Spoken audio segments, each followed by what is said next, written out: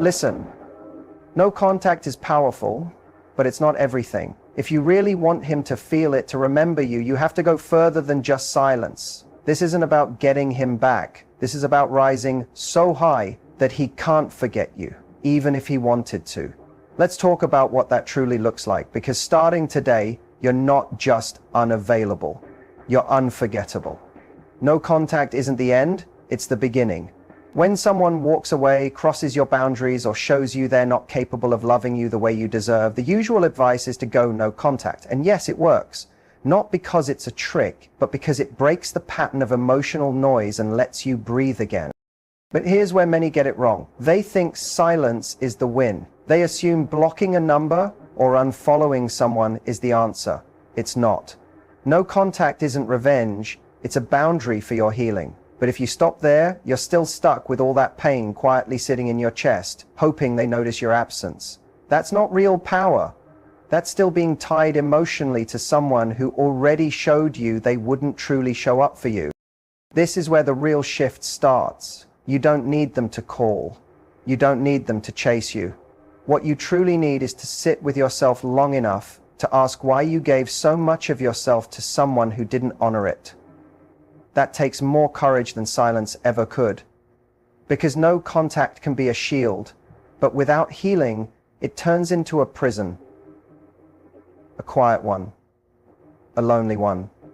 And you deserve better. You deserve transformation. You deserve truth. You deserve to feel powerful in your own skin, without waiting for someone else to make you feel whole again. So yes, go no contact. That's the first move. It creates space, but it's what you do with that space that changes your life. Use that time to look closely at the patterns that got you to a place where your love was being poured into someone who didn't know how to hold it. Ask yourself, was I loving them or just chasing approval? Was I showing up for love or hoping to be picked? These aren't easy questions, but they're the ones that pull you out of that emotional loop you've been stuck in. Here's a truth many people avoid. A part of you hoped your silence would make them notice. You hoped the distance would make them miss you, change, and come back. That's natural. But if they didn't choose you when your heart was wide open, they're not going to suddenly value you just because you disappeared. They have to grow on their own. And you have to grow in a way that no longer waits for them to catch up. That is such a good point. Let it be the space where you remember who you are without them. Let it become the place where you start building the life you really want, not the one you were struggling to survive in. This isn't about punishing someone. This is about setting yourself free, because the real end point isn't when they message you. The real moment of power is when you don't even care if they do, when your peace speaks louder than your longing, when your boundaries matter more than your old hopes, when you understand that walking away wasn't about making them regret, it was about finally seeing yourself. That's what going beyond no contact truly means. You're not just creating space, you're reclaiming your power.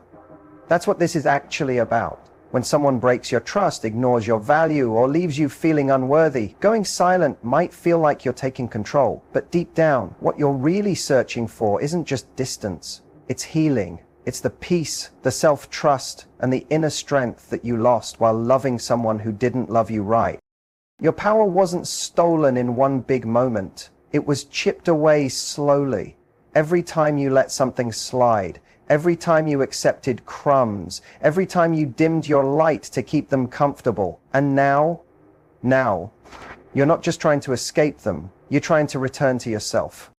No contact may give you quiet, but it doesn't automatically give you your strength back.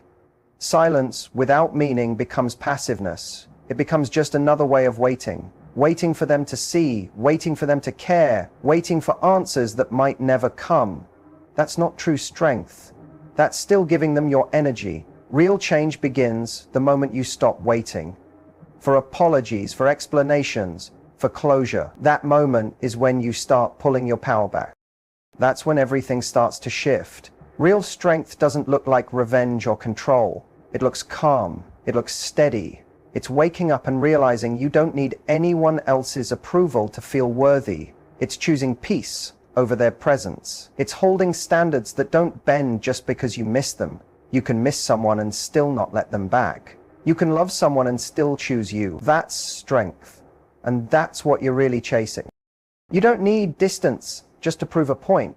You need it to silence the noise, to reconnect with your gut, that quiet voice inside that told you something was wrong long before you had the courage to face it.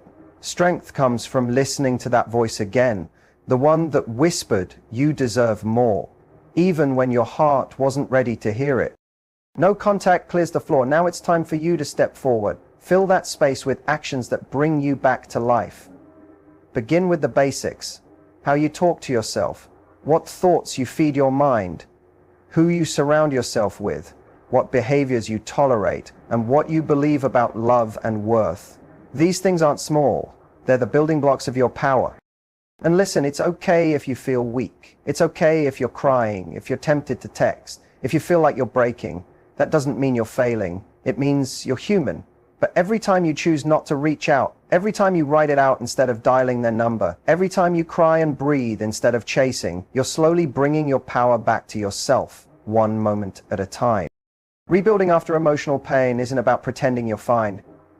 It's about truly healing the part of you that accepted less. It's about deciding fully and finally that you're never going back to that version of you. Because this version, the one rising from the hurt, from the silence, from self-abandonment, is becoming something stronger, wiser, and more powerful than she ever was before. The real glow up, it's not just physical, it's mental. When we talk about moving forward or making someone regret losing us, people usually think of changing their looks. New clothes, new hair, a new body, the makeover. And sure, it feels good to feel good about how you look. But here's a deeper truth. If your inner world is still broken, nothing on the outside will fix it. You can change your appearance all you want, but if your confidence still depends on whether they're watching, you're still living for their validation, not your healing. The most unforgettable version of you isn't the one they see. It's the one who finally sees herself. The one who heals from the inside out. The one who feels her pain instead of running from it. That kind of change doesn't always get attention, but it's the kind that lasts. When you know your worth apart from someone else's opinion, when you stop measuring yourself by who stays and who goes, that's when you begin to truly shine. And no filter in the world can compete with that. The inner glow up means choosing peace over unhealthy patterns. It means stopping the habit of chasing people who are emotionally closed off, because deep down you are trying to earn love that should have been given freely. It means learning to pause, not react, to breathe, not beg. It's about rewriting your self-talk, shifting from "why wasn't I enough" to "I was more than enough, they just weren't ready." That change, that's everything. Because if your self-worth is built on doubt and shame, nothing outside of you will ever feel like enough. You want to be remembered? Heal in a way they can feel but can't touch. Heal in a way that's quiet but undeniable, that shows in your decisions, in your energy, in the way you hold your boundaries. That kind of healing doesn't scream, it just exists. It shows when you stop reacting, when you stop checking your phone every minute, when you stop needing revenge. Because becoming someone who deeply respects herself, that's the real closure. You become unforgettable, not by being harder to get, but by being unshakable in who you are. There's something powerful about someone who's at peace, someone who isn't trying to prove anything, someone who's just focused on growing, living, evolving. That's what makes people remember you. Not because you vanished, but because you returned different, better, clearer, more whole. That kind of shift doesn't happen in a day. It happens in the quiet, in the choices you make when no one is watching, in the forgiveness you give yourself, in the decision to never leave yourself behind again. This isn't about making them see. It's about finally seeing yourself, becoming the kind of woman who walks into a room without shrinking, who doesn't question her instincts, who no longer begs for love or sacrifices her peace just to stay connected.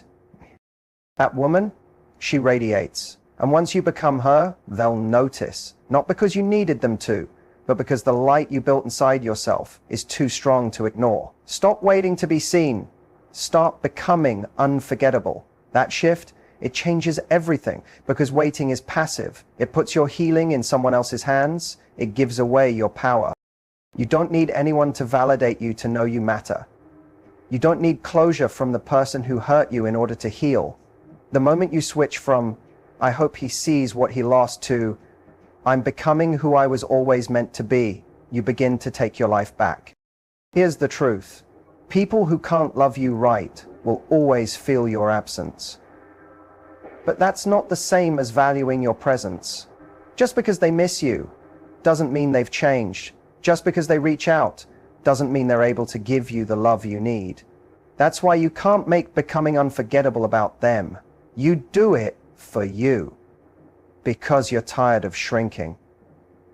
Because you're done proving, because you finally realized your worth never depended on their recognition. You don't become unforgettable by staying in their mind. You do it by freeing yourself from your own, from the overthinking, the what ifs, the questions about what you could have done differently. You become unforgettable by rebuilding your world, calm, clear, and full of purpose. That's how it begins. That's how you rise.